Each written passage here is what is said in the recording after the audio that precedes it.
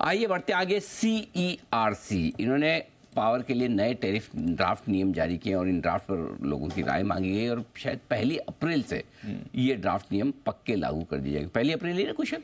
1 अप्रैल बिल्कुल। तो 1 अप्रैल से कुशल कह रहे हैं कि ड्राफ्ट नियम नए लागू हो जाएंगे, लेकिन इन नियमों में क्या कुछ खास है जो आपको जानना समझना जरूरी है, जो पावर स्टॉक्स के लिए इम्पोर्टेंट है? कुशल बताइए।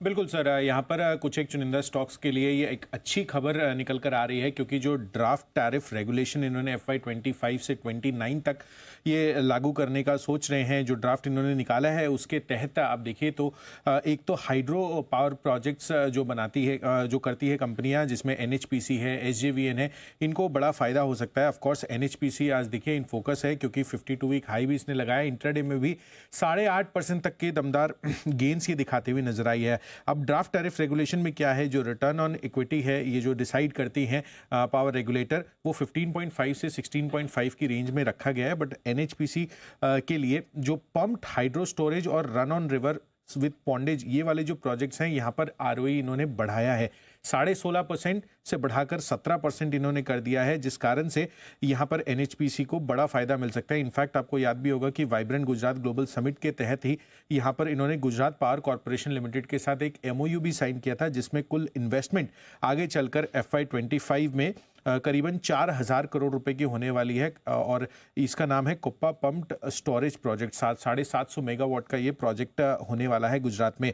ऑफ कोर्स जो जनरेशन, जो थर्मल पावर के थ्रू जो थर्मल प्लांट्स हैं, उनके लिए भी यहाँ पर जो रिटर्न ऑन इक्विटी है वो 15.5% पर इंटैक्ट रखा गया है। हालांकि इनके लिए एक इंसेंटिव बढ़िया बना है, इसलिए NTPC के लिए भी एक पॉजिटिव इंडिकेशंस है, क्योंकि यहाँ पर जो थर्मल पावर प्लांट के लिए जो ऑपरेट करते हैं, थर्मल पावर प्लांट 85% कैपेसिटी से ज़्यादा जो पीक टाइम्स के दौरान वहां पर इंसेंटिव बढ़ाया गया है, जिसमें 0.65 रुपीस पर यूनिट पहले जो मिल रहे थे, अब 0.75 पर यूनिट मिलता हुआ दिखेगा। इस कारण से NTPC के EPS में भी आगे चलकर हो सकता है कि आपको 2 से 4% की बढ़ोतरी भी आती हुई दिखे, वो भी FY 25 से 26 के बीच। ऑफ कोर्स ट्रांसमिशन रिलेटेड आप देखिए तो थोड़ा सा यहाँ पर नेगेटिव इंपैक्ट आ सकता है पावर ग्रिड के लिए, जहां पर जो रिटर्न ऑन इक्विटी है वो 15.5% से डिक्रीज कर ट्रांसमिशन एसेट्स के लिए 15% कर दिया गया है, जिस कारण से हो सकता है कि पावर ग्रिड पर थोड़ा सा स्लाइट नेगेटिव इंपैक्ट आपको देखने को मिले। But largely